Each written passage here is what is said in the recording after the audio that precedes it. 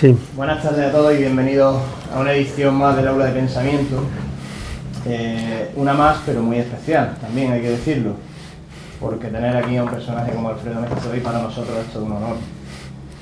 Quiero agradecerle a todos su asistencia y también, sobre todo, a Alfredo Mestoy, porque el hecho de que haya escogido este foro, este espacio, nos haya escogido al Aula de Pensamiento para presentar su libro aquí en Motril, pues para nosotros es un orgullo que viene a ratificar pues, el espíritu de este colectivo, ¿no? Del Aula de Pensamiento. El otro día lo hablaba precisamente con Alfredo Mestoy. Comentábamos el cuadro de Esquivel que hay en el Museo del Prado, en el que la lectura de poetas de Zorrilla, tan famoso, en el que aparece precisamente, entre otros, el Duque de Rivas, el propio Zorrilla recitando, y aparece Javier de Burgos, que es donde nosotros nos inspiramos para hacer toda la imagen de la asociación. Y hablábamos precisamente de eso, ¿no? De esa época del romanticismo, de esos núcleos de intelectuales tan necesarios en aquella época, ¿no? Para contribuir a propagar el humanismo, ¿no? y el conocimiento. Y hoy día coincidíamos en que era necesario, si me apuran más que nunca, que existan foros de este tipo en el que se pueda hablar, exponer, debatir y contrastar ideas entre todos, de manera que no seamos pasto de lo que pretenden que seamos, una masa aborregada, sin pensamiento, sin ideas y totalmente maleable. Esa conversación dio pie a una especie de proyecto que hemos empezado, en el que vamos a poner precisamente en tela de juicio a nuestro propio Javier de Burgos. Aunque la faceta más conocida de él es su faceta como político, ¿no? Como ministro de Fomento cuando hizo la actual división de provincias, sí es cierto que en el mundo de la literatura se le conoce como uno de los grandes traductores, de los primeros grandes traductores de los clásicos, ¿no? Sobre todo de Horacio. Coincidimos en que vamos a ponerlo un poco en tela de juicio y vamos a empezar a hablar de las 200 comarcas españolas. Y sí, algunos creemos que se equivocó con nosotros, tenía que haber recortado para acá y habernos metido en Málaga, otro gallo nos habría cantado y no estaríamos como estamos. En fin, esto es una anécdota que les cuento del otro día cuando coincidimos y, como digo, queremos agradecerle a Alfredo este gesto que ha tenido con nosotros, que lo hemos acogido con muchísimo cariño y aquí estamos para lo que haga falta. Va a ser Jesús Cabezas, nuestro querido Jesús, poeta, el poeta del Camino de las Cañas, quien haga un esbozo del perfil del personaje que hoy nos acompaña, del que podemos decir que en el lenguaje actual, que en su día, igual que ahora, es un influencer. Ahora están tan de moda los influencers, pues Alfredo Mestoy ya era un influencer hace 60 años, como hemos visto. Dicho esto, y antes de pasarle la palabra a Jesús Cabezas, tenemos una cosa que decir desde el Aula de Pensamiento, y es que en estos 14 años de trayectoria que llevamos, por suerte, cada año sumamos patrocinadores, nunca se nos ha ido ninguno, es señal de que algo estaremos haciendo bien, y queremos dar la bienvenida a dos nuevos patrocinadores, a la cooperativa del Grupo de Castelldefels, que se ha unido a esa nómina de patrocinadores, y a la Asociación de Chiringuitos de la Costa Tropical. Así que muchísimas gracias a ellos.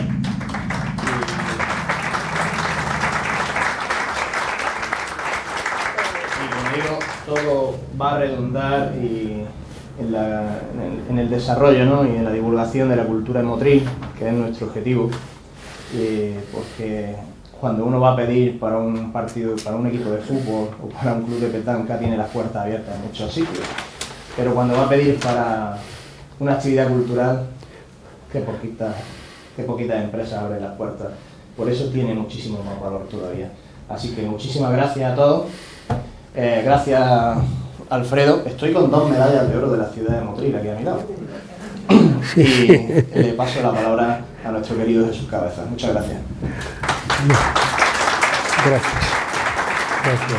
Muchas gracias por vuestra asistencia, que hemos prácticamente llenado este saloncito tan coqueto. Lo primero que quiero decir, bueno, es dar las gracias, lógicamente, a Gerardo. Voy a empezar por él, porque cuando le dije que querías presentar tu memoria y que había habido dificultades con otros locales, en fin, del ayuntamiento y eso, pues accedió de forma inmediata. Y quiero darle las gracias por esa... Yo también, gracias. Y gracias, por supuesto, a ti por contar conmigo, porque yo soy un humilde poeta de barrio que no me conocen fuera de nuestras fronteras y tampoco... Poeta de barrio, eso hay que apuntarlo. Lo primero que quiero decir es que, desgraciadamente, hay esta tarde otra charla en la UNED sobre el acelerador de partículas, y es muy triste porque muchos de los que estamos aquí presentes habríamos asistido con sumo gusto a esa charla. Yo especialmente lo digo de forma sincera, yo soy de ciencia, entonces me hubiera gustado, debe ser una cosa interesante. Y desgraciadamente también habrá muchas personas allí que hubieran asistido a este acto también con el corazón en la mano, porque no todos los días se sienta uno a la vera de Alfredo Amestoy, ¿no? Una persona tan admirada desde nuestra infancia, de nuestra juventud, ¿no? Entonces, eso es lo primero que quería decir. Ya parece que las cosas se han medio normalizado, se han normalizado por completo y va a haber una coordinación entre el aula de pensamiento y el Ateneo de Motril, ¿no? Quiero que conste en acta y que públicamente declare.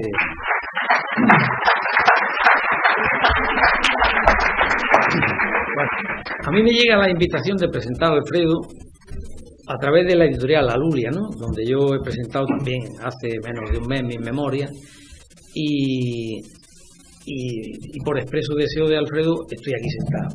Yo tengo muy poco que decir, ahora lo comprobaré, pero en fin, el caso es que accedí, porque no sé decir que no, ante las cosas que me piden no sé decir que no, y accedí con sumo gusto, con mucha honra a presentarlo, pero yo voy a decir, ya veréis, muy pocas palabras, porque yo quiero que hable él, porque ya lo hemos visto viendo esos vídeos, con ese estilo tan personalísimo que tiene, y nos va a hacer seguramente reír mucho más de lo que yo pueda contar, ¿no? Tomo aquí algunas notas apresuradas, un papelillo aquí de 3 al cuarto, porque hay libros que son absolutamente impresentables, no es el caso, evidentemente, y hay libros que no necesitan presentación, como es el caso. El libro de Alfredo Amestoy, ahora hablaremos un poquito de él, no necesita ser presentado, que ni siquiera la labor que yo estoy realizando aquí esta noche sería necesaria, no es necesario. Alfredo Amestoy es una persona conocidísima y por ese estilo personalísimo que él, ya lo hemos comprobado ahí en esos vídeos que ha pasado, que tenía de contar la realidad española, con esa ironía y ese sarcasmo tan sumamente suyo, ¿no? Y yo recuerdo perfectamente, fue un icono televisivo de nuestros años de infancia, de nuestros años de juventud. Qué duda cabe lo que ha dicho ahora Gerardo, un influencer en toda la regla, ¿no? Eran otros tiempos, unos tiempos más, ¿cómo diría yo? España era un país muy atrasado y estaba todo por hacer, ¿no? Pero fue un icono televisivo, ¿no? Yo me acuerdo que veía con mi hermana a la televisión que queríamos ir al programa que había de 1, 2, 3, porque y ya veíamos a Alfredo con ese flequillo tan rebelde y esa gafa de pasta oscura tan representativa de su primera etapa así en fin, en realidad fue por tanto un adelantado a su tiempo, un transgresor, un heterodoxo, no en el sentido de que don Marcelino Menéndez y Pelayo habló de la historia de los heterodoxos españoles, pero fue un heterodoxo y un adelantado a su tiempo, que duda cabe, ¿no? Bueno, pues Alfredo nos presenta su libro hoy, que le ha dado el nombre de Mis 7 vidas, ¿no? Y hay un subtítulo que a mí me llama mucho la atención, me deja un poco dubitativo. El subtítulo dice lo que no pudo ni quiso decir, lo que no pude ni quise decir, ¿no? Y ahora me gustaría que nos aclarara qué cosas fueron las que no pudo ni quiso decir, porque yo lo que él decía en los programas era lo que mucha gente pensaba, ¿no? Pero nadie a lo mejor se atrevía a hacerlo como lo hacía, ¿no? Los capítulos son mi vida atrevida, mi vida profesional, mi vida política, mi vida azarosa, mi vida placentera, mi vida sentimental, la religión en mi vida. Y hay un epílogo, termina el libro, las memorias, yo me las he leído con verdadero interés y con verdadero placer durante este verano, porque me llegó el libro a través de la editorial La Lulia. Termina Alfredo con un epílogo en el que parafrasea a Groucho Marx cuando dice: estos son mis principios, pero si no le gustan a usted tengo otros, ¿no? Pues él parafrasea a Groucho Marx, una cosa muy del estilo, por otro lado, de Alfredo, y dice que él tiene más vidas, que si no nos gustan estas, que nos cuenta otras, no hay problema. Que digo otras, porque vivirlas. Bueno, vivirlas. Primero vivirlas y luego contarlas. Luego contarlas. Bueno, pero Amestoy nos recuerda en su libro, ya lo leeréis si tenéis, digamos, el gusto de hacerlo, nos recuerda que fue Tierno Galván quien le dijo, el profesor tan admirado en nuestra juventud, ¿no?, en los años universitarios, que decía que los españoles no servimos para escribir memoria, los franceses en cambio sí, que lo que escribimos los españoles son recuerdos. Esto es, desde luego, una afirmación bastante dogmática, yo no estoy totalmente de acuerdo con eso, pero en fin, eso es lo que decía don Enrique Tierno. Y al recuerdo, apostilla Alfredo, se le debe dar sinceridad y a la memoria lucidez. Él, por supuesto, a esos recuerdos, ya lo veréis cuando leáis el libro, le da sinceridad y también mucha lucidez, ¿no? Todavía tiene la mente lúcida y podemos disfrutar de él. Pero claro, mucho tiempo, durante mucho tiempo, eso es lo que yo deseo, ¿no? Pero hay, hablando de las memorias, de que los españoles no sabemos escribir memoria, y no estoy totalmente de acuerdo con eso, todos leímos en nuestra juventud algunos libros de memoria que son francamente admirables, ¿no? Recuerdo ahora, por ejemplo, La Arboleda Perdida de Rafael Alberti, un libro fabuloso, completamente sincero y completamente lúcido. Recuerdo también otro de Baroja, Desde la última vuelta del camino. Baroja, que en sus años finales, los años finales de su vida, fue tan vilipendiado por adherirse un poco a la causa franquista, aunque había tenido veleidades en su juventud anarquista, ¿no?, como Unamuno, que también fue socialista, pero se dio cuenta que, en fin, todo lo que había, ¿no? Y había un libro de memoria que leímos en nuestra juventud con verdadero entusiasmo, de Neruda, no es español, pero están escritas en español y en un español hermosísimo, que es Confieso que he vivido, ¿no? A mí me llamó mucho la atención en ese libro, lo recuerdo nítidamente, de lo que más se acordaba él en su memoria era de la lluvia. Qué cosa tan bonita, ¿no?, recordar solo la lluvia, ¿no? Decía también otro sudamericano, Borges, argentino, que la lluvia es una cosa que solo ocurre en el pasado. Y es verdad, ahora ya lo estamos comprobando. Ahora ya el veroño que tenemos encima, que no quiere entrar el invierno y que no llueve nada, no llueve como cuando éramos niños, ¿no?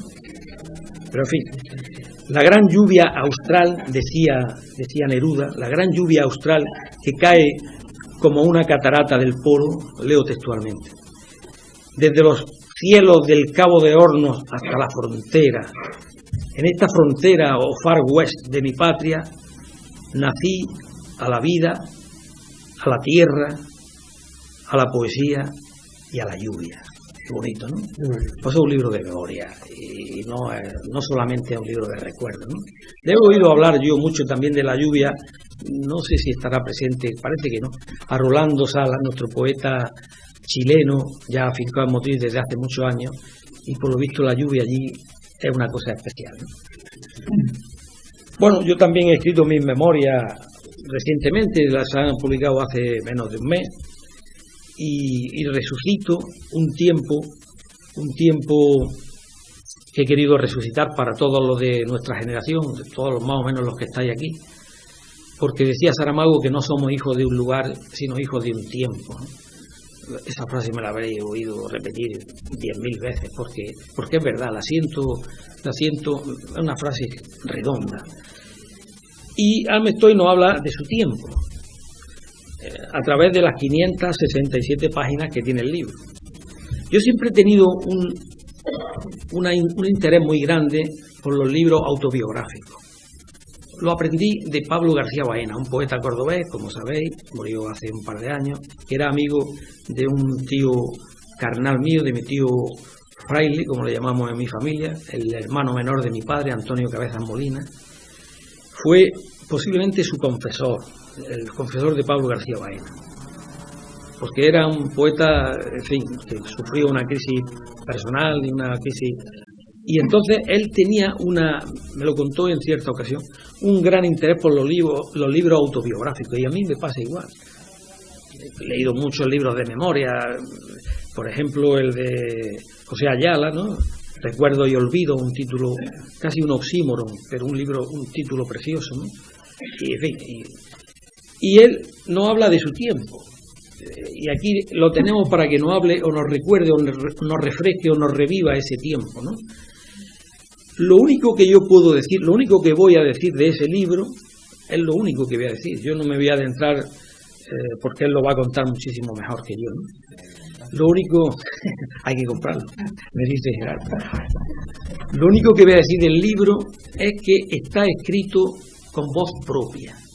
Ese concepto que hay en literatura, cuando te dan a leer un texto que no sabes quién lo ha escrito, por ejemplo un poema, tú sabes que esto lo ha escrito Lorca o Machado, ¿no?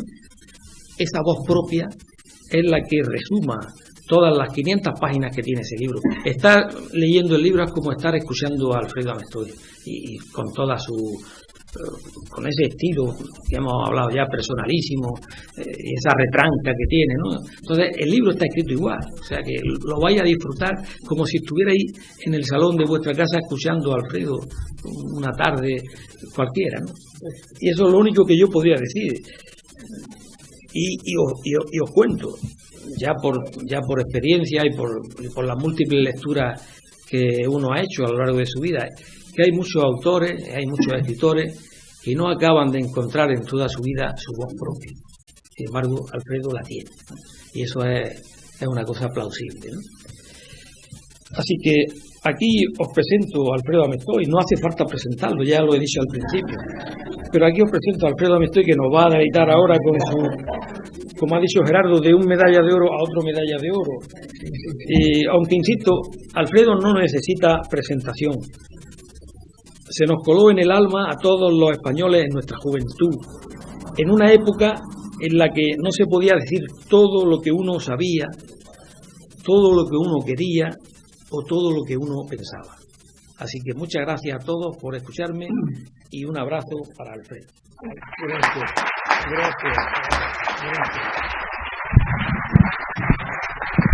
Sí. Pues muchas gracias.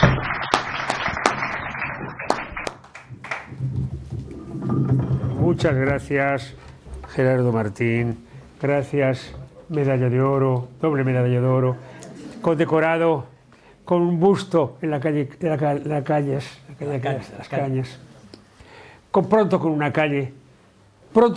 Me ha dicho la alcaldesa que te prepara una calle. Tú sabrás cuál. Una calle. Ya sabía. No. Dices que tú has desenterrado el tiempo. No es que has resucitado. Su libro fabuloso que presentó el otro día, y tuvo también el placer, el honor de que fuera Gerardo el que te anticipases, ¿verdad?, en la presentación. El tiempo resucitado, que es el título de la obra. Los dos hemos coincidido en la misma editorial y también en la exégesis o en la exhumación de los recuerdos. Ahora que está tan de moda exhumar y exhumar y exhumar. Pero él no exhuma, él resucita. Él resucita, dice, el tiempo ha resucitado, porque la gente ahora estamos exhumando cadáveres, pero es que tú tus recuerdos lo has resucitado. Ha vuelto a la vida. ¿Verdad que sí? Yo pienso que estos son eclosiones, porque como los huevos, o sea, los huevos, igual que las flores en primavera, también los huevos, los pájaros, todos los ovíparos, pues tienen un momento en el cual los huevos eclosionan y se convierten en algo mejor que un huevo.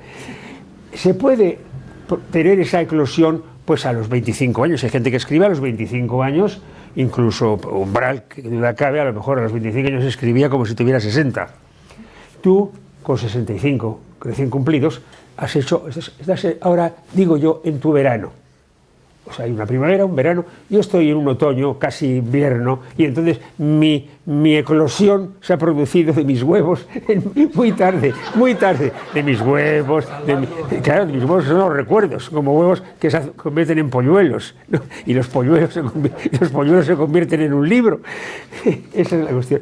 Bueno, 1 kilo, esto no es que sean 570 páginas como dice el doctor. Bueno, no, él ha escondido su condición de médico. Aquí hay varios médicos en este momento. No sé por qué a partir de cierto momento os dedicáis a hacer, ¿qué te voy a decir yo? Libros sobre mitología o sobre cualquier otra cosa. Los médicos se dedicáis a otra cosa, incluso el doctor Marañón. Incluso cuando sois llamados al poder, como ocurrió con Marañón, decís que no. Luego entonces sois dignos de aprecio y de admiración, porque sabéis renunciar a todo, pero no a contar vuestros muertos. Vuestros muertos, porque los recuerdos, tiempo muerto, el tiempo efectivamente es un tiempo muerto. Y me gusta la definición que has puesto de resucitar. Yo pienso que esto, más que unas memorias, unos recuerdos, he querido que fueran experiencias. Experiencias que componen un testamento. O sea, un testimonio y un testamento. ¿Ves? Volvemos a hablar de los muertos. Los muertos dejan un testamento. Pues esto es un testamento. Un testamento, pero que en este caso específico, y como se llama inventario, aquí digo yo, inventario. Aquí suele aparecer la biografía del autor. Como casi todo el mundo inventa su biografía, yo prefiero hacer un inventario. Y aquí en este inventario, que tiene unas 60 cifras, hago el inventario. Por eso viene a cuento lo del testamento. Cuando se dice, en el caso de que el testamento no sea aceptado, la herencia, cabe siempre recurrir ¿a qué? Al beneficio de inventario. Luego, entonces, a beneficio de mi inventario, de todo lo que yo he podido almacenar, se podrá producir una buena herencia. ¿No te parece? Es un gran admirador de Pío Baroja. El otro día, en la presentación que hiciste de tu obra, que fue aplaudidísima,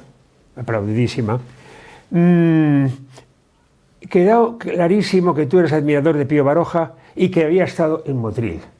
Yo creo que don Pío Baroja no estuvo en Motril y que estuvo realmente Julio Caro Baroja, es una leyenda urbana. Una leyenda urbana, sí. No, porque, y eso que viajaba mucho, Pío Baroja viajaba, a diferencia de otros, pues que llamaban al secretario de los ayuntamientos para que les dieran los datos. Oiga, ese plato que preparan en ese pueblo, dígame la receta. Los escritores se dedicaban a llamar al secretario de los... Pío Baroja que viajaba y tenía sus puntos de vista importantísimos. En su caso, por ejemplo, se anticipó a todo, y cuando hablaba cuando se enteró de que un aeroplano tardaba 15 minutos en atravesar en los años 20, en atravesar el País Vasco, dijo, pero ¿cómo se quiere independizar un país que un aeroplano es capaz de atravesar en 15 minutos? Se quiere independizar. Por eso decían que tenía mucha amiga. No en balde, sabéis que era hijo de panadero. Y decían, este escritor tiene mucha amiga, decía la competencia. ¡Mucha amiga! Y así era. Este hombre era muy perspicaz, tan perspicaz. Él vivía en la panadería, claro, era Viena, la cadena de panaderías y de pastelerías de Madrid, Viena Capellanes, se llama Capellanes porque en la capellanía de las Descalzas Reales, al lado de la Plaza Callao en Madrid, ahí vivía también Pío Baroja cuando estudiaba medicina, porque era colega tuyo. Médico tenía que ser. Entonces, él, el año 1902, lo pongo como ejemplo porque sé que te cautiva mucho Pío Baroja y a mí también. Era un chico estudiando tercero o cuarto de medicina y entonces él desde ese lugar, desde ese prodigioso sitio donde veía recorrer Madrid, aparecer y desaparecer Madrid, de pronto vio cómo había perdido el poder Práxedes Mateo Sagasta, se había metido en su casa y no salía. Y cuando salía, pues andaba por la Puerta del Sol y él hizo la siguiente observación: la vida es efímera, toda la popularidad, la gloria, la fortuna, todo es efímero. La prueba es que Sagasta lleva 6 meses fuera del poder, ha dejado de ser primer ministro y le he seguido por la Puerta del Sol y no le reconocía a nadie. Luego, entonces era una lección de vida. El libro quiero que cuente con muchas experiencias y anécdotas que estén al servicio y nos hagan un poco pensar. No hablo necesariamente de mí mucho, aunque cuento lo que no está escrito, por eso no estaba escrito. Y entonces aquí hay cosas que no estaban escritas y yo no me había atrevido a escribir ya, sin hijos y con mi primera esposa enterrada, pero que resucita todos los días para mí. Ya he escrito con una gran libertad que normalmente la gente no tiene. Tú seguro que has ocultado en tu biografía algunas cosas que no quieres que se entere tu mujer ni tus hijos. Seguro. No diría yo tanto. Seguro. Sí. Pero está bien. Sí. Decía que Pío Baroja viajaba mucho, no quería testimonios telefónicos, que había teléfono, sino que viajaba para enterarse de todo. Y la verdad es que en contra de lo que decían Hegel y Pascal, que decían no salgas nunca de casa porque todo está en la puerta de tu casa, y recomendaban quedarse en casa y no viajar, yo pienso lo contrario, porque incluso yo he tenido un director en el programa 300 millones que era Gustavo Pérez Puig, un grandísimo realizador y un hombre muy culto, y también director teatral, Gustavo Pérez Puig, que dirigió durante 5 años el programa hispanoamericano. Era un programa que se emitía simultáneamente, como sabéis los mayores, se emitía en España y en América, en 20 países, y este hombre dirigía ese programa sin haber ido jamás a América. Son prodigios, ¿no? O sea, que a lo mejor no es necesario viajar. Hay ejemplos para todos los gustos, porque en Telecinco tuve ya un presidente que era el ciego Miguel Durán, que era el presidente de un canal de televisión, un señor que no tenía televisión y que no veía. Entonces, se producen en este país continuas paradojas y contradicciones, sorpresas y estupendas. Otro caso particular sobre este comportamiento de los seres humanos, que nunca sabemos dónde estamos y de dónde venimos y a dónde vamos, le conocí yo en Atlanta, en el despacho más grande, que dicen que es el despacho más grande del mundo, más lujoso del mundo, incluso más extenso, más prodigioso que el del presidente norteamericano. En Atlanta, en el último piso del rascacielos de la Coca-Cola, tiene su despacho allí el presidente de la Coca-Cola. En este caso era él, un descendiente de españoles, los abuelos habían ido a Cuba, y era Ricardo Goizueta. Ricardo Goizueta murió al cabo de 4 meses de yo estar con él, y era un hombre prodigioso porque no bebía jamás Coca-Cola. Era como el ciego que dirigía Telecinco y no había visto Telecinco. Él había oído hablar de Telecinco, podía oír Telecinco, pero no ver Telecinco. Pues el presidente de la Coca-Cola no había probado Coca-Cola, 1 o 2 habría tomado en su vida, incluso siendo presidente de la Coca-Cola, como sabéis que se trata de un secreto, no sabía la fórmula de la Coca-Cola. O sea, el presidente de la compañía es como si el presidente de la Renault no supiera por qué funcionan los coches. Pues algo parecido. Estas son las muchas sorpresas que recojo en el libro y que a mí me cautivan, porque eso sí, mi vida como periodista está colmada de experiencias que no podía imaginar cuando tenía 18 años y escogí esta profesión, experiencias que yo iba a conocer. Por ejemplo, en esta misma línea de la gente prodigiosa estaba yo conocí, cuando ya tenía él 70 o 80 años, a Manolo el Seguro. Este hombre le conocí en la Plaza Mayor, vivía en Lavapiés, y Manolo el Seguro era un hombre que, como estos ejemplos que acabo de citar, pues no tenía hijos. No tenía hijos reconocidos, pero había tenido 2000 hijos.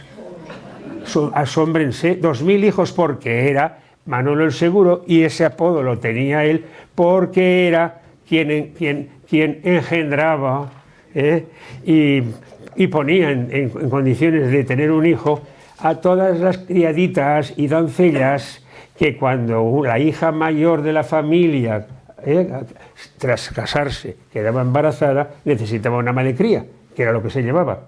Entonces, acto seguido, esas chicas de Santander o de Asturias, que eran fabulosas, tenían que tener un niño. ¿Y con quién? No con un soldado ahí en el Parque del Retiro, cualquiera que buscara, no, con un hombre que luego, a continuación, no creyeran que todo el monte era orégano, no, una vez y nada más. Por eso era llamado Manuel el Seguro. Manuel el Seguro, a la semana por lo menos hacía 2 servicios, con lo cual durante 20 años, calculen ustedes, 50 semanas por 2, 100, en 20 años, 2000. Eso era, había tenido 2000 hijos. Era un hombre, no solamente seguro, sino discreto. Nunca emprendió ninguna aventura, por guapa y por hermosa y por simpática que haya sido cualquier mujer que la haya tenido. Con lo cual se producen estos casos extraños, pero que el mundo está lleno de estas suposiciones. Por ejemplo, en esa misma línea, Picasso, para mí fue una sorpresa. Le vi solamente 10 minutos en mi vida, no tuve esa oportunidad. Con Dalí ya intimé mucho más, pero Picasso. Y Picasso me dijo, pues sí, es verdad que yo no toco el dinero. ¿Cómo es que usted no toca el dinero? No toco el dinero desde hace 20 años, desde que vine a la Costa Azul, desde París, y no toco el dinero. ¿Por qué? Pues porque había llamado para reformar la casa al fontanero, al carpintero, al herrero y al pintor, y al cabo de 1 mes, 2 meses de haber pagado a estos señores, va al banco y dice, pues, a ver, la cuenta corriente, por favor. Le pasan la cuenta corriente y ve que está idéntica a lo que estaba hace 2 meses o 3 meses. ¿Y qué ha pasado aquí? Pues no, si yo he firmado más de 20 cheques. Tardó unos días en averiguar que la gente no cobraba el cheque. No cobraba el cheque porque valía más la firma de Picasso, a los cuales además muy civilinamente ponía el nombre del portador. Ponía no al portador, a don fulano de tal, con 2 apellidos incluso. Eso era una fortuna, con la firma de Pablo Picasso. Estos son casos que a mí me han dejado totalmente patidifuso. Igual que Picasso no llevaba dinero, Fierro, sin embargo, no firmaba cheques. Hablo de un personaje que, junto con Marc, Fierro era el otro prepotente después de la posguerra española. Durante 20 años este hombre controlaba todo el fósforo en España y cantidad de monopolios. Vivían pared con pared Fierro y Marc. Este Fierro le conocí porque escribí su vida, se muere, automáticamente yo me hice con sus informaciones alrededor, incluso la propia enfermera que había vivido con él 2 o 3 años a su cuidado, me hizo muchas revelaciones. El libro, el original del libro llegó a manos de los 3 hijos, de Arturo, de Alfonso. Alfonso era, no sé el tercero cómo se llamaba, el tercer hijo, que dice, queremos recibirlo, mañana por favor venga usted al banco. Tenían el Banco Ibérico, tenían un Rolls en la puerta siempre, el Rolls de Fierro, y me dicen, tenga usted, vamos a comprarle el original del libro, vamos a publicarlo nosotros. Por supuesto que yo era un ingenuo, tenía 22 años, digo, pues era verdad, para publicarlo, querrán publicarlo como es debido, no como querría publicarlo yo. La cuestión es que me dieron un sobre con dinero metálico, y me dijeron, ¿y qué es esto? ¿Es dinero? Yo creía que los bancos que lo quieren comprar, pues denme un cheque. No, igual que nuestro padre, nosotros queremos hacerlo todo con metálico. Entonces, todo lo contrario de Picasso. A esto les gustaba tocar el dinero. Y otra cosa, Botín, el gran Botín, el abuelo Botín, y yo conocí al hombre que viajaba con Botín, con el banquero, por todo el mundo. No hablaba inglés, botín, lógicamente, y llevaba al que había sido era el mejor intérprete de inglés, porque había sido y era el hijo del chofer de la embajada inglesa. Este Manolo Balsón era amigo mío y decía que le daba, antes de salir de Madrid para coger el avión, tal, le daban un dinero a él y decía, ya el señor Bolín no va a tocar el dinero, pero usted es libre para dar el dinero a quien quiera. Y encontró ese truco todos los días a la mañana en el hotel. Antes de levantarse don Emilio Botín, les daba a los conserjes, a los botones, a las camareras, a todo el mundo, venga, propinas, propinas, propinas. Y cuando bajaba don Emilio, sin saber por qué, todo el servicio del hotel, hablo de Savoy de Londres o de los mejores hoteles del mundo, don Emilio, buenos días, en castellano incluso, buenos días, don Emilio. Y llegaba a Madrid y decía, hay que ver, aquí en Madrid no me conoce nadie, pero voy a Londres, a Nueva York, a París, y todo el mundo me trata por mi nombre. Las propinas que había dado mi amigo Balsón a todo el servicio de los hoteles.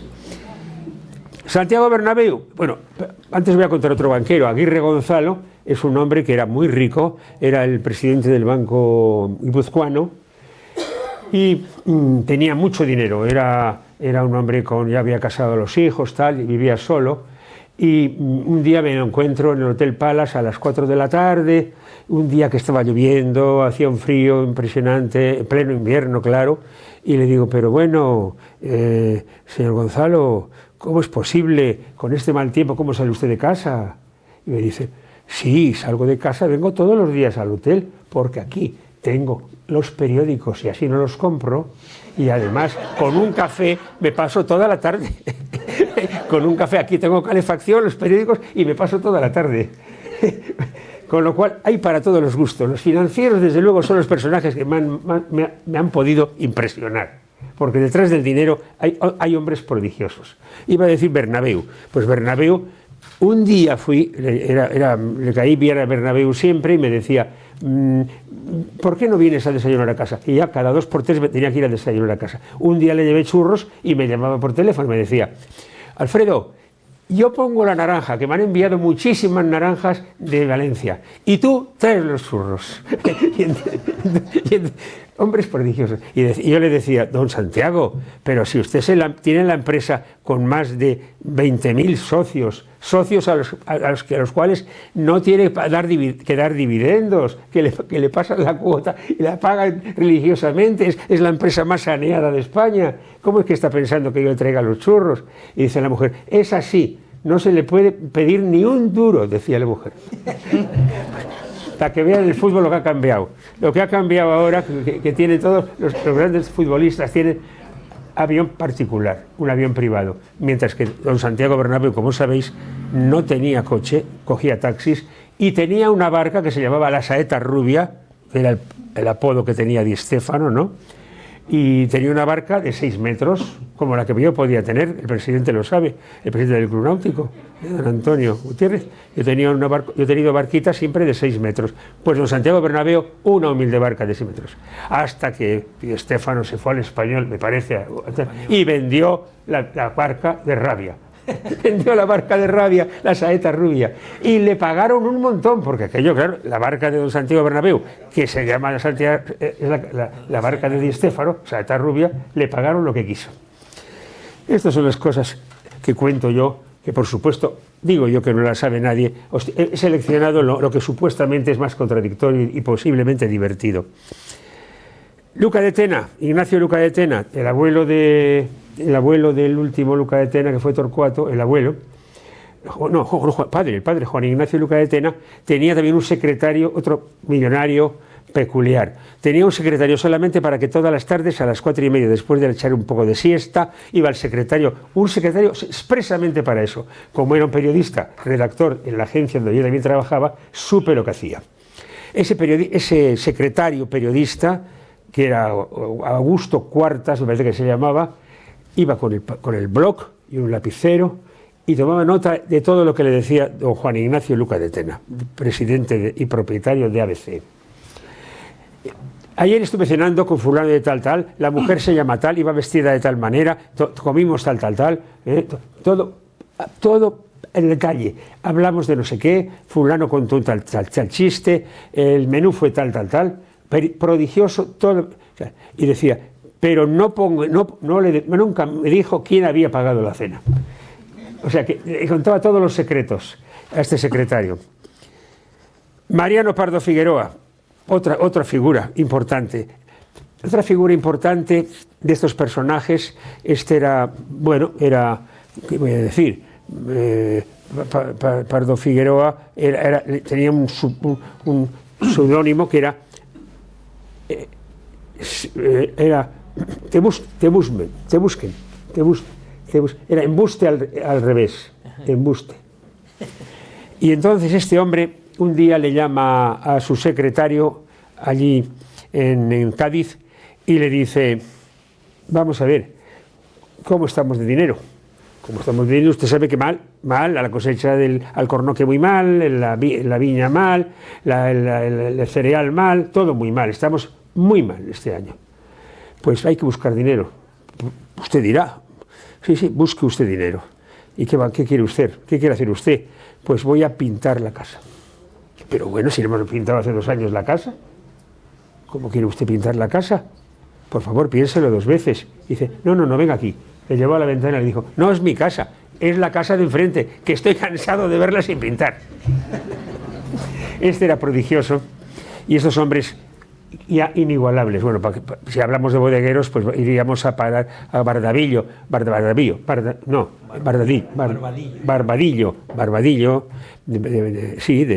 de Cádiz también, de Sanlúcar, de Barrameda, un buen fino, pues todo manzanilla, ¿verdad? Buena manzanilla. Este hombre con 93 o 94 años, yo le conocí 2 años antes. Fue el hijo el que me contó lo que había ocurrido. También Antonio Barbadillo, el hijo.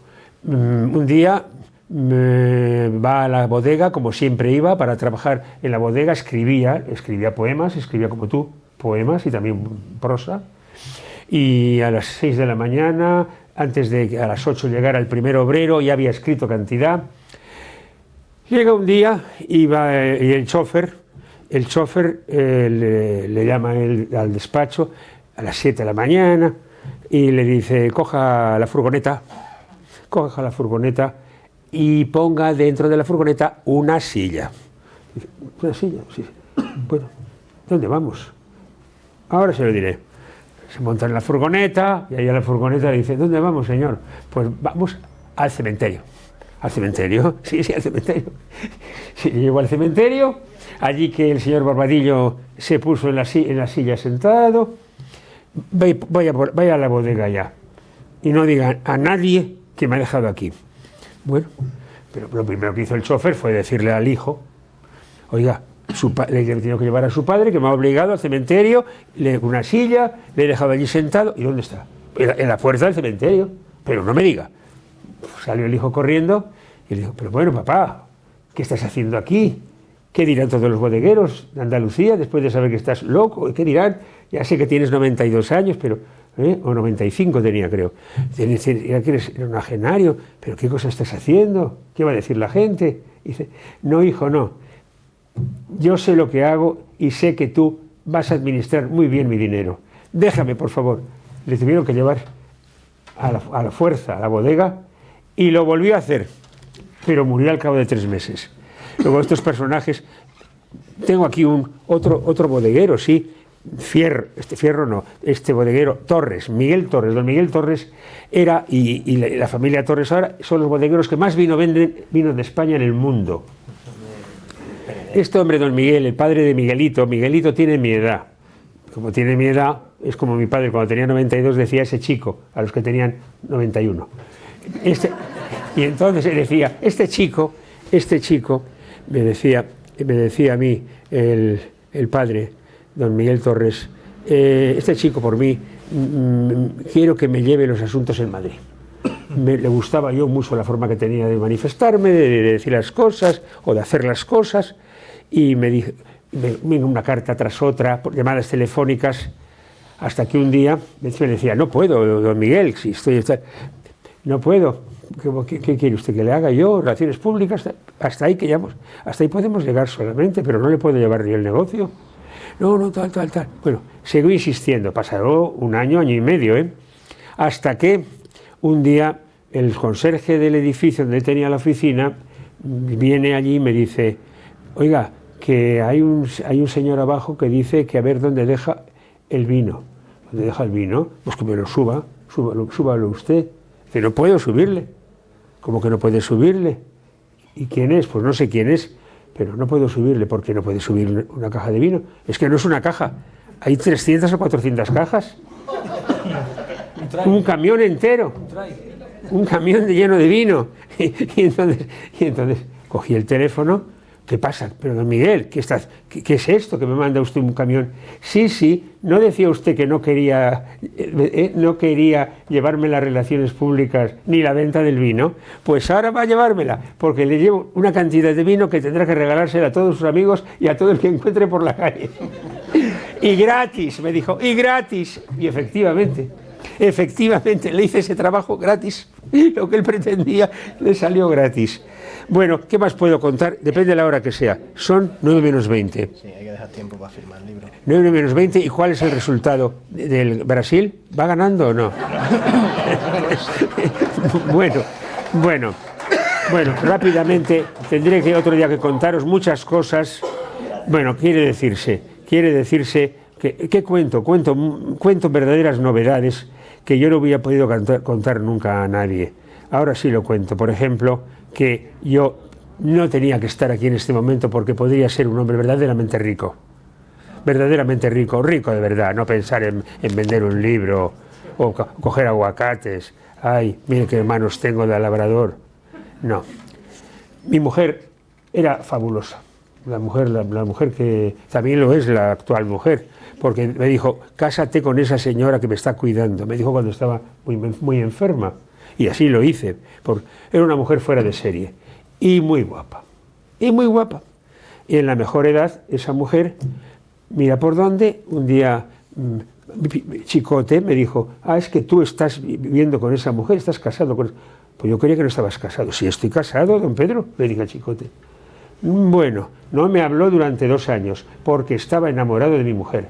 Luego entonces yo ahí cometí un verdadero error. Con lo que me gusta a mí el vino, yo si mi mujer, si me abandona y se casa con Chicote, que ya tenía 80 años, hubiera durado 2 o 3 años y yo hubiera tenido ahora el Museo de Chicote. ¿Entiendes? Pero no termina ahí la cosa. 2 o 3 años más tarde me informan, y ella no me lo negó, de que llevaban unos cuantos días que a la mañana, a las 8, que es cuando él iba a abrir la tienda, le había pedido que fuera allí para que viera cómo funcionaba él con la tienda, ¿no? Y a las 8 de la tarde, tienes que venir, le dijo a mi mujer al parecer, tienes que venir a las 8 para que veas cuando no hay nadie, veas cómo funciono yo. ¿Cuál era la tienda? El Corte Inglés. El Corte Inglés. Otro señor que tenía 70 y tantos años y que murió de cabo de poco tiempo. Le llevaba a las 8 para que viera, porque era un hombre prodigioso, y encima era prodigioso, Areces. Don Ramón Areces era tan prodigioso que como Barbadillo iba a la fábrica o a la bodega Barbadillo, al Corte Inglés, y repasaba todos los estantes hasta el punto de ordenar las bragas y los sujetadores, todo. Lo hacía él con sus propias manos. Cuando llegaba el primer dependiente, ya estaba en orden la central del Corte Inglés. Como veis, he perdido muchísimas oportunidades. Me he dedicado a escribir, que si la televisión, tonterías. No me dediqué a hacerme un futuro. Gracias a mi mujer. Ahora, gracias a mi mujer, que vale mucho, estoy tratando de ver qué es lo que me puede ayudar para pasar una vejez tranquila. Claro. Me ha traído 2 hijos. Para empezar, me trae 2 hijos. O sea, yo a mi edad, a los 61 años, cuidando a 2 chicos. Hay que ver. Bueno, pues nada más, solamente decir 00 minuto 42. 00 minuto 42. 00 minuto 42. 00 minuto 42. Minuto 42. Bueno, gracias. Bueno, pues quiero decirte que paso con vuestra pura presencia y el poder decir que he escrito aquí lo más, no íntimo, no, lo más querido de mi vida, lo que yo contaría si tuviera un hijo, pero cuando mi hijo pudiera oír ciertas cosas, cuando se hubiera casado, no con pantalón corto, que se decía antes. ¿Cómo puedo yo terminar? ¿Qué tendría que decir yo después de daros las gracias? Bueno, pues sí, que algún día tendré que... Aquí, no, es que está aquí, claro, todas mis relaciones con mujeres importantes. con Cicharis, que es la emperatriz de Hollywood, la mujer que bailaba mejor, que bailó con Fred Astaire, que bailó con Gene Kelly, la mujer de piernas más largas, a la cual yo, como se le estropearon unos zapatos, fui a comprarle unos zapatos y luego, como si fuera un dependiente de zapatería, se los puse los zapatos. ¡Qué honor! Las mejores piernas del mundo en mis manos. Le entrevisté a Agatha Christie y me contó qué es lo que hacen las mujeres en lugar de asesinar así a las bravas con el cuchillo de la cocina. Hay una serie de productos, porque ella había sido enfermera durante la Primera Guerra Mundial, y en la sección dedicada a toxicología. Luego entonces esta mujer me dijo, es muy fácil, en 3 o 4 meses una mujer puede terminar con su marido sin que se entere nadie y muy por encima ya de cualquier experiencia que se quiera hacer. Bueno, pues luego más mujeres, Marlene Dietrich, y conocido también a Marlene Monroe, importantísima mujer, que es la hija del chofer de Marlene Dietrich, por eso se llama Marlene. Y los trucos que tenía esta mujer, bastante guapa por cierto, pues las aprendió de Marlene Dietrich. Josephine Baker, con ella tuve 3 entrevistas y imborrable, un recuerdo maravilloso. Una de las mujeres más buenas y delicadas que yo he conocido. ¿Y qué más? Pues no conozco ya muchas mujeres más. Mi esposa, la primera y la segunda, ¿verdad? Han sido las mujeres. Pues nada más. Tenía muchas cosas que decir, pero las dejamos para el siguiente libro, que lo escribirá, por ejemplo, un negro. Como ahora está llenado ya los campos de fútbol de negros, porque son los que mejores, también los negros son los que escriben mejor. ¿Qué es lo que había que tener cuando eras un escritor famoso como tú? Un negro. Hay que contratar un negro. Luego vamos a traer negros de la patera donde sea, porque hay que tener un negro que nos escriba. Y le dictamos y todo resuelto. Les dejo así en paz, pero por favor, con la ilusión de que van a saber tanto como yo, y más que mi mujer, que aún no ha leído el libro. Claro, diga que es la verdad, solamente ha ojeado, pasar las hojas del libro. Sí, pero es la mejor mujer del mundo. ¿Qué voy a decir? Gracias a todos y todas a ustedes. Buenas noches. Vamos a visitar.